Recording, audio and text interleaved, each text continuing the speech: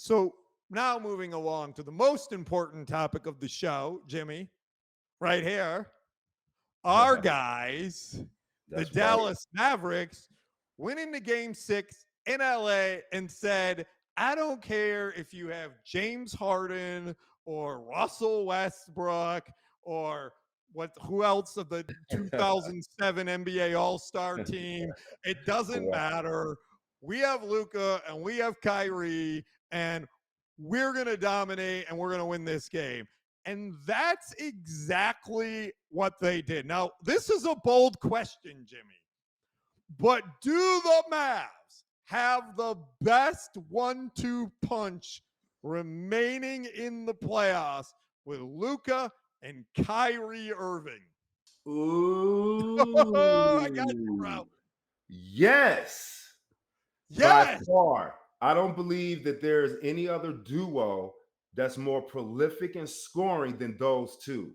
I mean, Jokic and Kyrie Murray, Irving, yeah. Jokic and Murray, I Ant mean, and no, no, no, no, Cat, no. Don't get me wrong. Don't get me wrong. Tatum Now and they've somebody. proven that they could get 50. You know, Murray will give you 50 in a minute, but Luca will also give you 50, maybe 60 in a minute.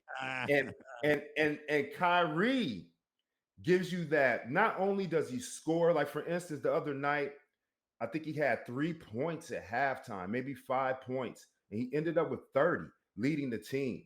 Like Yeah, that guys like that has that explosive ability to carry a team and that have the clutch gene that's not afraid to take the shot is lethal. So to answer your question, I'm going with they're the coldest right now left in the league in the playoffs. and I gotta tell you, I think this goes back to what we were just talking about with Banchero, right? Luca is expected to carry and lead that team, Mhm. just like Banchero.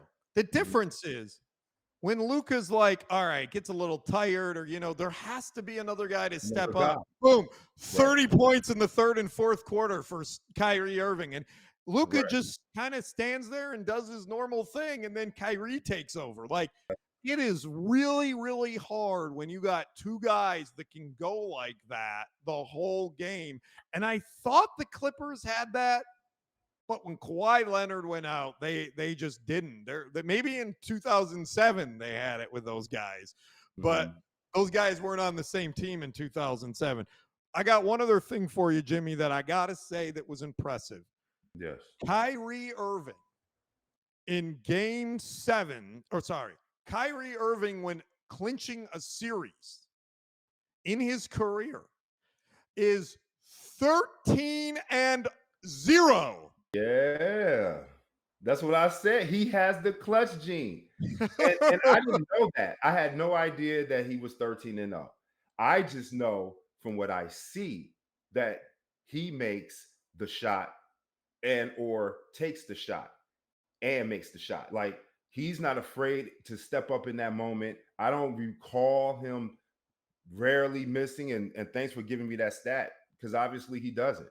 That guy is he puts the team on his back, and I remember that. I remember I know what I saw with my own eyes when he was a Cleveland Cavalier with LeBron James, and he also made the shot to put them over the top to win Yep. that championship.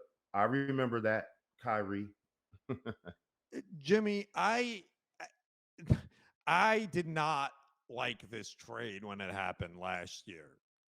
I just didn't I don't think a lot of people I did. I just didn't see how Kyrie Irving, who only played half a season and was always banged up and always whining about this and that, and and didn't really seem like a team guy, was gonna fit in with a star. And boy, was I wrong. Well, And maybe it just was the maturity thing and it finally clicked in his head after all these years. But there was a quote that he made about Luka's our guy. My job is to play defense. Did you see this guy playing defense?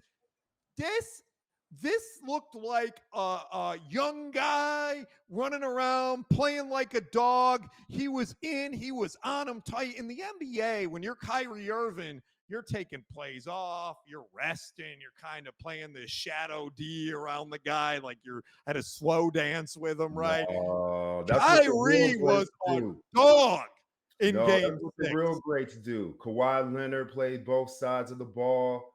You know, Kyrie plays both sides of the ball. That's what the real great ones do.